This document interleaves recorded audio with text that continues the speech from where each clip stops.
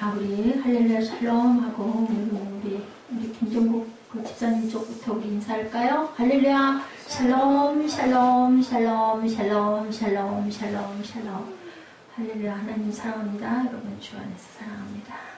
우리 세비 친구들이 제가 섭섭한 게 하나 있어요. 눈을 절대 안 맞추더라고요. 저하고 눈도 좀 맞추세요.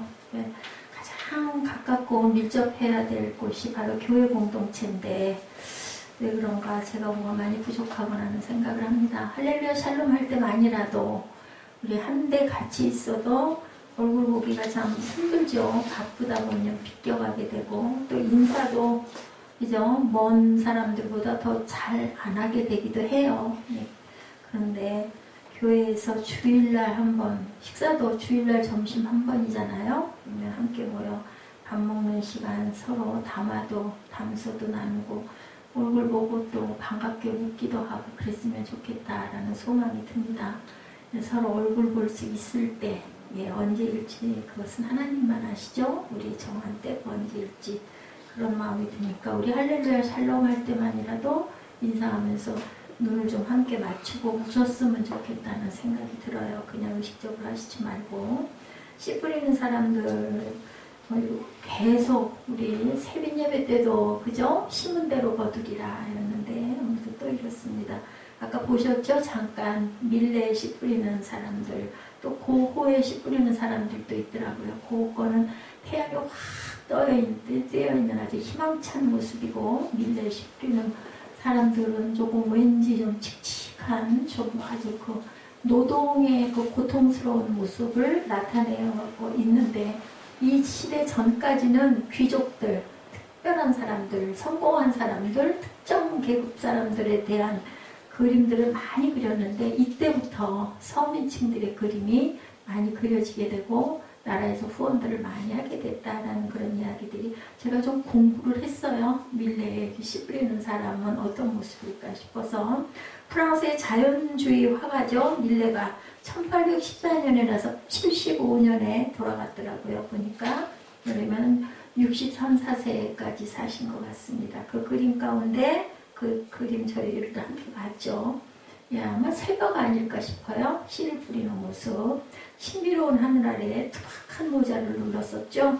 그 농부가 어깨와 허리에 둘러맨 커다란 자루에 씨앗을 가득 담고 한 움큼 집어서 대지에다가 거침없이 뿌리는데 그 땅이 잘 기경된 땅이 아닌 것 같아요. 막 이렇게 좀 경사지고 언덕바지 같은 데서 내려오면서 막 뿌리는 거예요. 그냥 무조건 집어가지고. 그리고 오른쪽 위에 나중에 블로그들을 보시거나 아니면 네이버로 한번 검색해 보시면 뭐 얼마든지 찾으실 수 있을 거예요. 한 농부가 두 마리 소를 부리면서 밭을 일구고 있는 모습이 오른쪽 위에 보입니다. 상단에 서는 게 보이더라고요. 주인공인 이 농부가 씨를 뿌리는 것은 비탈진 땅이었고 버려진 땅 같은 그러한 땅이었다. 잘 기형이 된 땅이 아니에요. 그곳에다가 막 뿌리고 있죠. 이 그림이 마태복음 13장 3절 말씀, 우리가 지난번에 함께 1절에서 9절까지 아마 함께 말씀을 나눴을 건데 예수께서 비유로 여러 가지를 그들에게 말씀하여 이르시되 씨를 뿌리는 자가 뿌리러 나갈세 하고 이제 그 4개의 밭에 대한 얘기가 나오죠. 그것이 주제가 돼서 이 씨 뿌리는 사람이라는 그 그림을 그렸다라는 뒷얘기가 있습니다. 길가나 돌밭이나 가시떨기나 좋은 땅을 가리지 않고 씨를 뿌렸다는 말씀처럼 쟁기질을 해서 개간된 밭은 아닐지라도 뿌릴 수 있는 곳이면 어디든지 농부는 열심히 씨를 뿌린다. 그러니까 우리가 태어나서 사는 것이 일단은 하나의 노동을 배제할 수가 없다라는 그런 상징도 되죠. 내가 뿌린 이 씨가 싹이 날까? 아니면 이 싹이 나면 제대로 자라기는 할까? 열매를 맺을 수나 있을까? 몇 배나 거둘 수가 있을까? 농부가 과연 이런 생각을 하고 씨를 뿌릴까? 그죠? 아마 열심히 그냥 뿌리면 어떤 녀석은 잘 날 거고 어떤 녀석은 그죠? 길가에 뿌려져서 누구 팔에 밟혀버리거나 아니면 새에게 쪼아 먹히거나 그렇게 해서 말라 배틀어져 버리거나 그럴 수도 있죠. 그러니까 많이 뿌리면 그 중에서 몇 프로 정도는 나겠지 어떤 이런 소망은 아니었을까 저는 그런 마음이 들었습니다. 밀레는 이 작품을 1850년경에 그렸는데 이 그림을 그리기 전까지는 농촌의 평화로운 모습들을 릴레는 그렸다고 합니다. 그런데 이 그림에서 보듯이 씨를 뿌리는 농부는 결코 평화로운 농촌에서 평화를 누리고 있는 농부의 모습이 아니었어요. 당시에 신이나 영웅을 그릴 때 표현하는 것처럼 웅장하게 투박한 농부만을 특별히 부각시켜서 농부 모습밖에 별로 보이는 게 없죠. 그리고 소와 그 농부, 조그마한 농부는 아주 조그맣게 보입니다. 소 2마리의 모습은. 예, 이렇게 당시의 정치적 상황을 반영하는 것이라는 평을 받고 있는 이 그림이 18세기 후반부터 19세기 초까지 유럽에서는 거대한 격변의 시기를 맞게 됩니다. 혁명이 그때 일어났죠. 우리나라에도 5.16 군사혁명, 4.19 학생의거가 일어났죠. 예, 그런 것처럼 이곳에는 그 19세기 초까지 이런 혁명이 일어났다고 나타나 있습니다. 그때 일어난 혁명의 핵심 쟁점은 절대 왕정의 정치 지배를 타도하고 자유와 평등과 가계를 기초로 한 시민 계급의 정치 권력을 수립하는 것이었다. 이제 시민층들이 잘 살아야 되겠다는 거죠. 우리나라도 일어난 일이 뭐예요? 잘 살아보세요죠. 새마을운동, 박정희 대통령이 시작을 해서 제일 먼저 뭐 했어요? 도로를 건설하는 고속도로가 그때 놓이게 되죠. 그렇게 하면서 많은 인력들이 필요로 해져서 잘 살게 되는 그러한 그 시초를 놨습니다. 프랑스에도 이런 시민혁명이 성공할 때까지 굉장한 희생이 따랐다고 합니다. 그런 시대 상황을 반영한 것이 바로 밀레의 씨 뿌리는 사람이라는 그림인데, 농부가 입고 있는 옷도 그냥이 아닌 상징이 있어요. 바지의 파란색은 평등, 그리고 윗옷의 붉은색은 박애를 상징하는 색깔이고, 평등과 박애를 상징하는 옷을 입은 농부가 무슨 씨를 뿌리고 있어요? 희망의 씨앗을 뿌리고 있다는 의미를 가지고 있습니다. 처음에는 가라지가 얼마 되지 않아서, 그죠? 오늘 본문 말씀에 농부들은 그까지 그 정도 가라지쯤이야 이렇게 그냥 넘어가 버리죠. 그런데 추수 때가 가까울수록 가라지는 어때? 왕성하게 잘 자라죠. 번식력이 대단하죠. 우리 잔디에도 보면 잡초가 엄청 잘 자랍니다. 이런 것처럼. 그러다 보니까 농부들이 걱정이 돼가지고 이거 어떻게 해요? 하고 물어보는 부분이 오늘 본문에 나타나 있습니다. 24절에서부터 보니까 오늘 본문이죠. 그들 앞에 비유를 들어 이르시되 천국은 좋은 씨를 제밭에 뿌린 사람과 같다라고 나타나죠. 그리고 나중에 물어보죠. 예, 주인이 이르되 원수가 이렇게 하였구나. 27절에 종들이 와서 말하되 주여 밭에 좋은 씨를 뿌리지 아니하였나이까? 그런데 가라지가 어디서 생겼느냐 하니까 주인이 얘기하죠. 원수가 이렇게 하였구나. 종들이 말하되 그러면 우리가 가서 이것을 뽑기를 원하시니까. 원수가 뭘까요? 원수가 사탄이겠죠? 사탄이 그렇게 가라지를 많이 자라게 했구나 라고 얘기를 합니다. 그러니까 주인이 뽑지 말라 그러죠. 나중에 가라지는 다 갖다가 뽑아가지고 불태우고 나머지 알곡들은 내가 창고에 갖다가 넣으면 된다 이렇게 말씀합니다. 쉬운 얘기예요. 너무 잘하는 얘기입니다. 예, 직접 농사를 지어보지 않았다 하더라도 조금만 알고 있으면 씨를 뿌리면 그만큼 곡식이 자란다는 것은 누구나 알죠. 심지어 운동장이나 들판에 잔디를 심어 놓아도 잔디 사이로 잡초들이 더 많이 보입니다. 농부들이나 일꾼들은 잡초를 제거하는데 노력을 굉장히 기울이죠. 자, 그래야 좋은 결실, 좋은 잔디가 잘 심겨지고 좋은 곡식의 씨를 잘 맺죠. 열매를 맺죠. 왜냐하면 잡초나 그런 피라고 그러죠. 벼에는 피라고 얘기해요. 그런 것들이 너무 왕성하게 자라면 알이 잘 입지를 좋은 탱탱하게 열매를 맺지가 않으니까 그 피들을 많이 뽑아냅니다. 농부들은. 가라지가 있을 것이라는 걸 예상을 했지만 너무너무 많이 번식해 가면 피를 자꾸 뽑아내죠. 오늘 본문 가운데 중요한 포인트가 있습니다. 그러면 과연 무엇이 천국의 모습인가? 예, 이 부분이 정답이 24절이어서 오늘 본문의 중점이 24절 말씀으로 금주 말씀이 나타나 있죠. 예수께서 그들 앞에 또 비유를 들어 이르시되 24절입니다. 천국은 좋은 씨를 제밭에 뿌린 사람과 같다라고 얘기해요. 천국은 좋은 씨를 제밭에 뿌린 뭐와 같다? 사람과 같다. 그래서 제가 오늘 제목을 씨 뿌리는 사람들이라고 얘기했어요. 천국은 다른 게 아니에요. 밭도 아니고, 그리고 좋은 씨도 아니고, 그리고 곡식도 아니라는 거죠. 24절에 말씀한 것은 뿌린 사람과 같다. 제밭에 어떤 씨를? 좋은 씨를 뿌린 사람. 예, 그러니 27절에서 그를 뭐라고 표현해요? 그 사람이 바로 집주인이다라고 나타나 있습니다. 예, 그에게는 제법 넓은 밭이 있었고 그는 소작이는 아니에요. 그죠? 그러면 지주였겠죠. 땅 주인이었을 거예요. 그죠? 예, 그 주인이 자기 밭에다 씨를 뿌린 거예요. 밑에 있는 농부들이 뿌려줬겠죠. 그랬고 좋은 씨를 뿌린 그 밭에 뭐가 왔어요? 원수들이 와서 가라지가 자라게 했다라는 거죠. 가라지를 뽑으려다가 소중한 곡식을 뽑힐 것 같으니까 그것은 내버려 두라고 얘기를 합니다. 이게 바로 천국에 있는 주인의 모습이다. 누구실까요? 하나님이시죠? 예수님이십니다.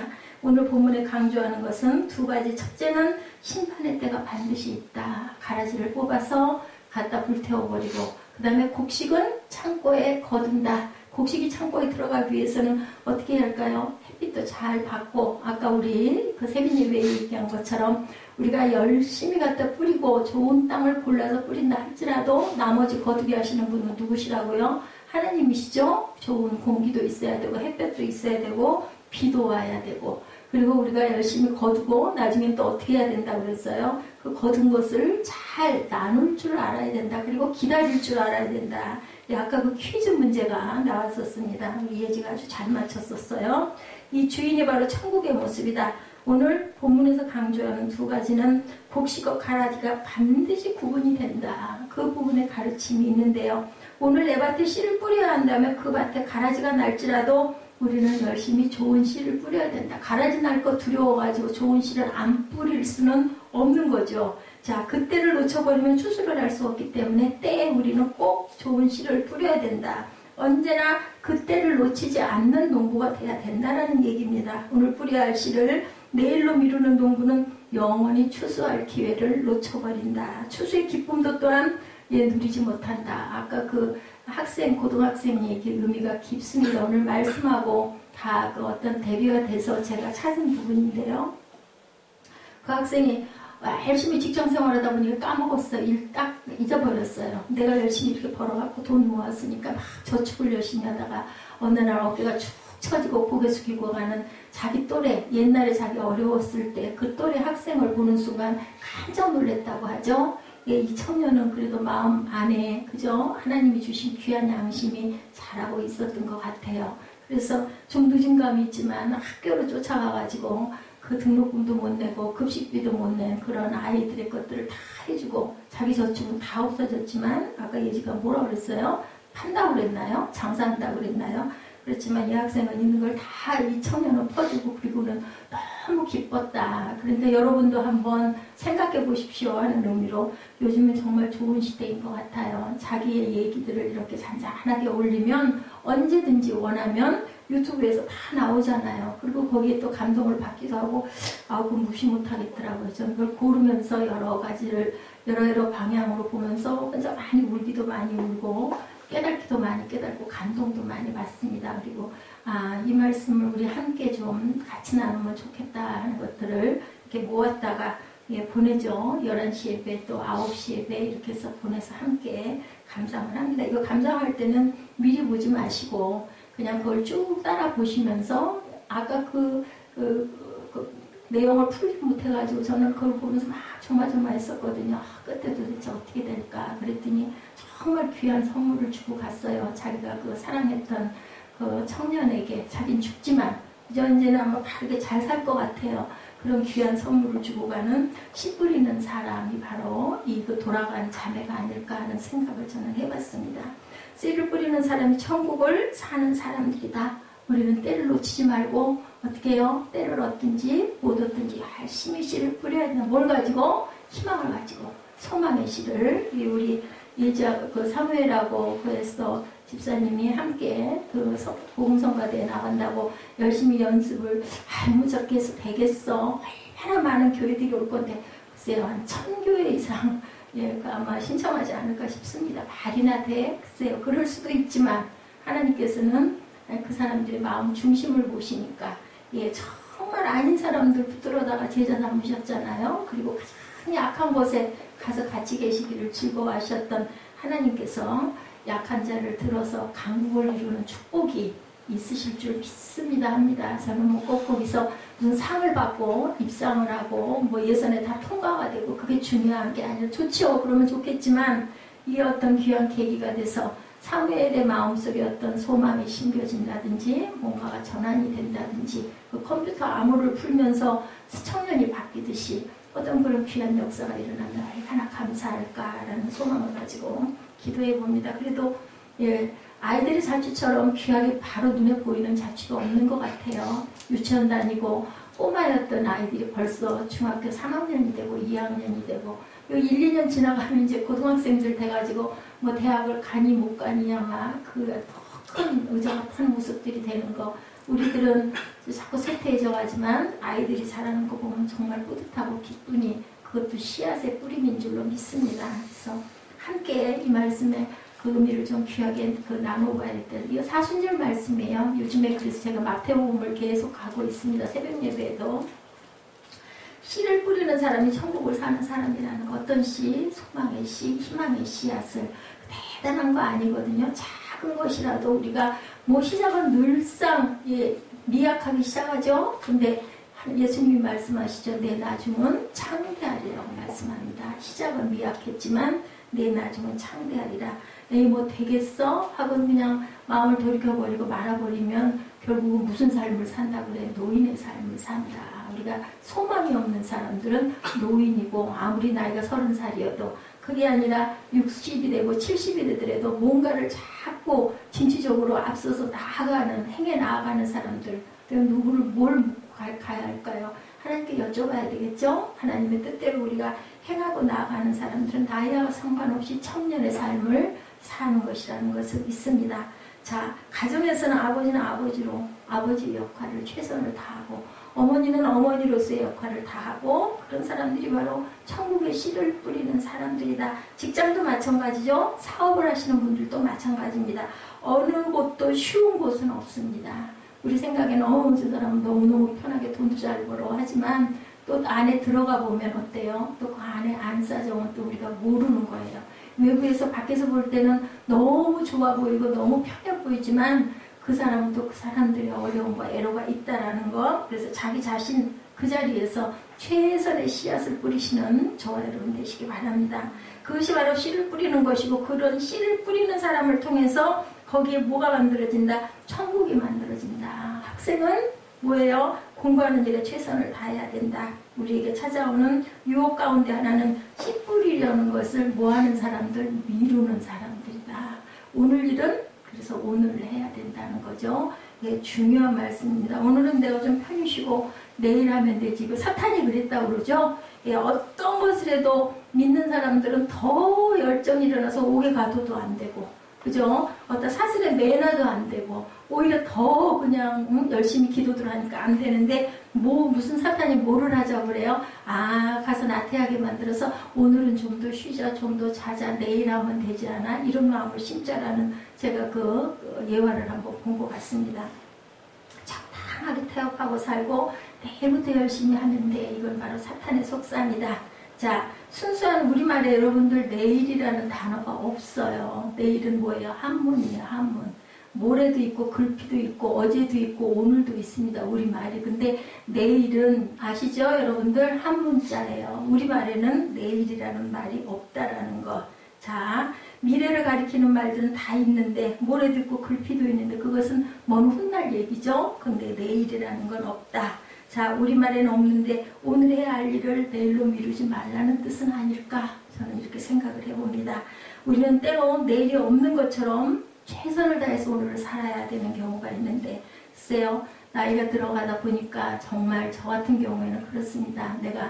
저는 매일 아침마다 일어나서 새벽이라기도 좀 부끄럽죠. 시간이 6시 30분이 넘어서이니까 그죠? 아침이죠. 조금 이른 아침인데 그 시간에 제가 제일 먼저 첫 번째 기도하는 기도의 내용이 오늘도 건강하게 일어나 주님 전에 말씀 전할 수 있게 해주셔서 감사합니다가 저는 첫 번째 기도입니다.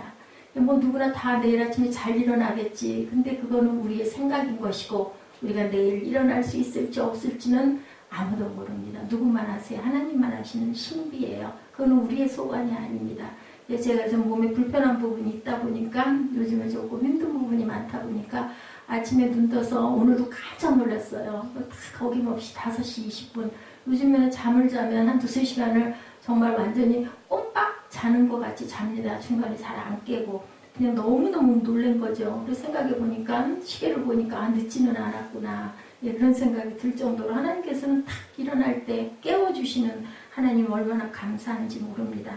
내일이라는 시간이 또 있다고 생각하고 오늘 해야 할 일을 내일로 미루지 마십시다. 그래서 항상 나이가 들수록 주변 정돈을 잘해야 된대요. 잠잘 때도 단정하게 깨끗하게 정돈하고 잘 줄 알아야 되고, 하나님께서 야고보 사도를 통해서 말씀하시네요. 4장 17절입니다. 야고보서. 그러므로 사람이 선을 행할 줄 알고도 행하지 아니하면 죄인이라 그랬어요. 죄인이라.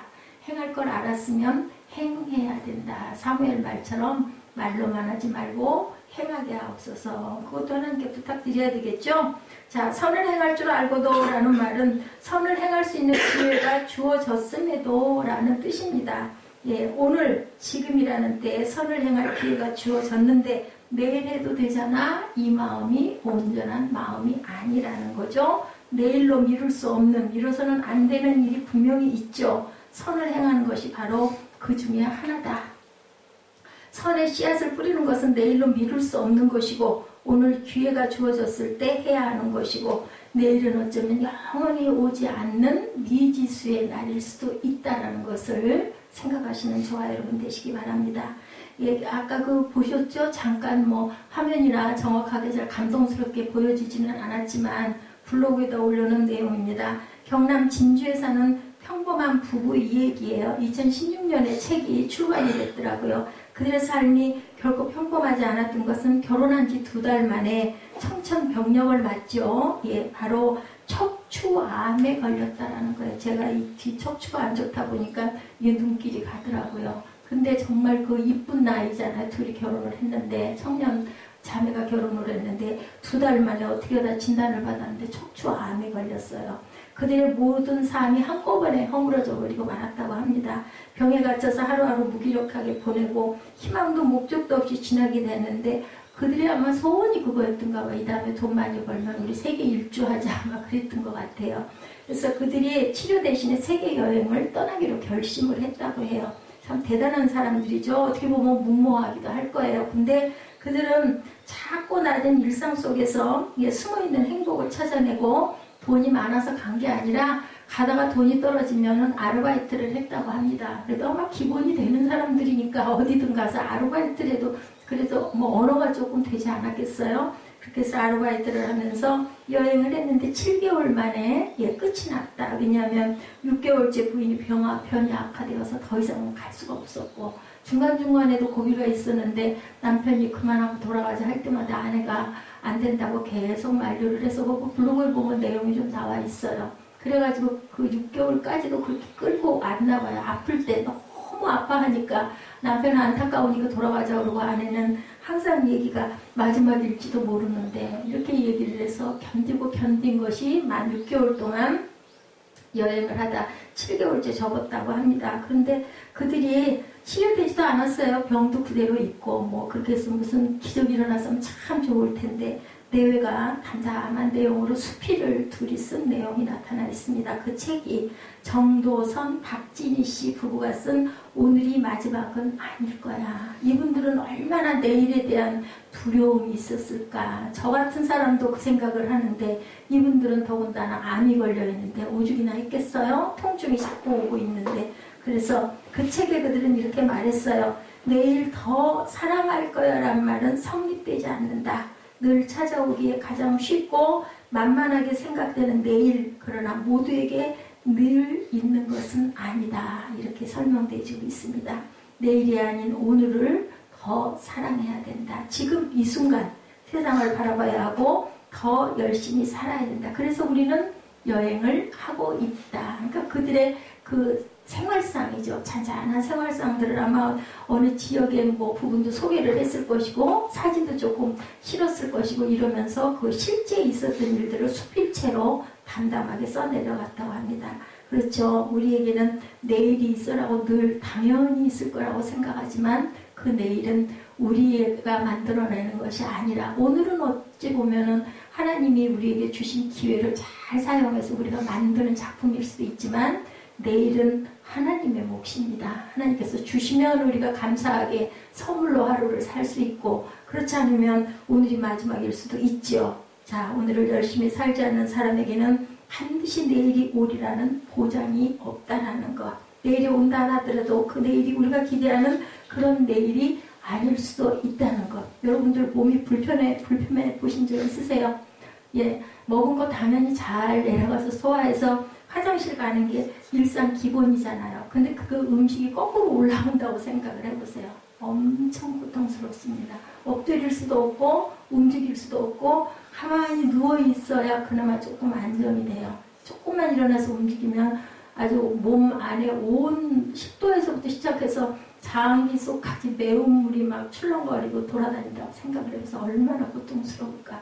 이게 사실 별로 아무것도 아니고, 암도 아니고 아무것도 아니에요. 2층에 원장님 말씀이 특별한 암이나 이런 그 병이 아니면은 이런 위장장애나 이런 거는 그렇게 걱정을 안 하셔도 됩니다 하는데, 뭐 옛말에 아픈 사람은 장사가 없다라는 얘기를 제가 요즘에 절감을 합니다. 이 몸이 이중으로 막 눌려대고 아프니까요, 정신을 차릴 수가 없어요. 그래서 그 부분에서 노인받을 때는 그것이 얼마나 감사한지 몰라요. 화장실 편하게 가는 것도 얼마나 감사한지 몰라요. 우리는 그냥, 저도 전에는 아무 문제 없었잖아요. 뭐 그냥 귀찮아. 아유, 빨랑빨랑 얼른 끝내고 얼른 이거 해야지. 근데 그게 진행이 안 되더라는 거죠. 그 내일이 우리가 기대하는 내일이 아닐 수도 있다라는 것. 우리는 천국 백성이잖아요. 열심히 씨 뿌리는 사람이 천국 백성이다. 오늘 본문 말씀이 이 말씀입니다. 마태복음 13장 24절의 말씀, 열심히 씨 뿌리는 사람이 바로 천국에 있는 백성이라는 것을 잊지 마시고 열심히 씨를 뿌리시는 저와 여러분들 되시기 바랍니다. 씨와 땅은요, 여러분들 거짓말을 하지 않습니다. 씨와 땅은 우리를 절대로 속이지 않습니다. 심겨진 대로, 받은 대로 저희들에게 갚아주시죠. 근데 거기에다 누가 덧붙여져요? 하나님의 은혜가 덧붙여지면 그 씨와 열매들이 30배, 60배, 100배로 여러분들에게 돌려드린다는 것 잊지 마시기 바랍니다. 어떤 씨를 뿌려야 할 것인가를 우리는 항상 고민하고 선택해야 되는 부분을 우리에게는 그 책임이 주어져 있다는 거죠. 그래서 의롭고 정직한 삶의 씨앗을 뿌린다면 우리 삶에 반드시 의와 정직함의 열매가 맺히게 된다는 것. 그 삶의 열매 가운데 때로는 가라지가 함께 자랄 수도 있다는 것. 그렇더라도 그것은 분명히 하나님께서 정리하신다고 그러죠. 갖다가 태워버릴 것이다. 그리고 알곡은 창고에 드리는 것이라고 말씀합니다. 씨앗을 뿌려놓고 곧바로 열매를 얻으려고 하고 낙심하는 일이 없어야 된다. 농부도, 하물며 농부도 뿌려놓고 나면 기다리잖아요. 그죠? 물 주고 때가 돼야, 때가 차야 그 곡식을 거둘 것을 알고 있습니다. 오늘 내가 뿌린 씨앗대로 열매가 맺혀지지 않을 것처럼 보일지라도 우리는 최선을 다해서 씨를 가꿀 줄 알아야 된다. 그리고 인내하고 참고 견디고 오랫동안 우리가 그것을 돌볼 줄 알아야 된다라고 우리가 좁은 문으로 항상 들어가야 된다고 말씀하죠. 신실하신 하나님을 신뢰하심으로 오늘 내가 뿌려야 할 씨, 하나님께서 내 허리춤에 있는 자루에 어떤 씨를 담아주셨든지 그 씨를 뿌리는데 게으름을 떨지 않는 저와 여러분 되시기 바랍니다. 시인 정용철 씨가 쓴 씨 뿌리는 사람들이라는 제목의 시가 있어서 제가 실어봤습니다. 내가 생각하는 순수한 장면 하나가 있습니다. 그것은 농부가 밭에서 씨를 뿌리는 장면입니다. 농부는 일함을 따라 아무 걱정 없이 씨를 뿌립니다. 씨앗이 움틀지, 어떻게 자랄지, 열매가 맺힐지 조금도 개의치 않습니다. 오직 기쁨과 정성으로 씨를 뿌립니다. 그 모습이 숭고하여 나는 잠시 걸음을 멈춥니다. 우리가 미래를 염려하는 것은 욕심이 많거나 의심이 많기 때문일 것입니다. 욕심이 많으면 결과를 두려워하고 의심이 많으면 시작을 두려워하니까요. 우리도 저마다의 자리에서 날마다 씨를 뿌립니다. 욕심과 의심이 없다면 가을은 이미 우리 곁에 와 있습니다.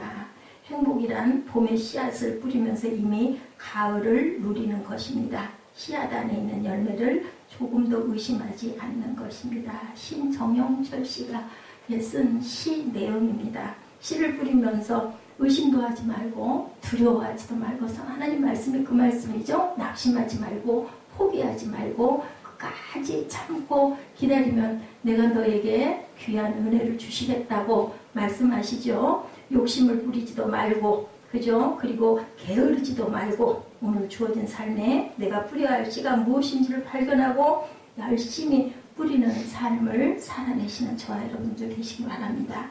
어떤 유혹 앞에서도 흔들리지도 말고 요심하지 마시고 최선을 다하는 오늘 내 삶에 씨를 뿌리면 그렇게 사는 삶이 바로 천국의 삶이라고 주님께서 오늘 저와 여러분에게 사순절 셋째 주일에 말씀하셨습니다. 우리 본문 말씀 한번 읽으시고 결단하는 시간 갖도록 합니다. 13장 24절부터 30절까지 천천히 합독하십니다. 예수께서 그들 앞에 또 비유를 들어 이르시되 천국은 좋은 씨를 제밭에 뿌린 사람과 같으니 사람들이 잘 때 그 원수가 와서 곡식 가운데 가라지를 덧뿌리고 갔더니 쌀이라고 결실할 때에 가라지도 보이고는 집주인의 종들이 와서 말하되 주여 밭에 좋은 씨를 뿌리지 아니하였나이까? 그런데 가라지가 어디서 생겼나이까? 주인이 이르되 원수가 이렇게 하였구나. 종들이 말하되 그러면 우리가 가서 이것을 뽑기를 원하시나이까? 주인이 이르되 가만두라. 가라지를 뽑다가 곡식까지 뽑을까 염려하노라. 둘 다 추수 때까지 함께 자라게 두라. 추수 때에 내가 추수꾼들에게 말하기를 가라지는 먼저 거두어 불사르게 반으로 묶고 곡식은 모아 내 곳간에 넣으라 하리라. 아멘.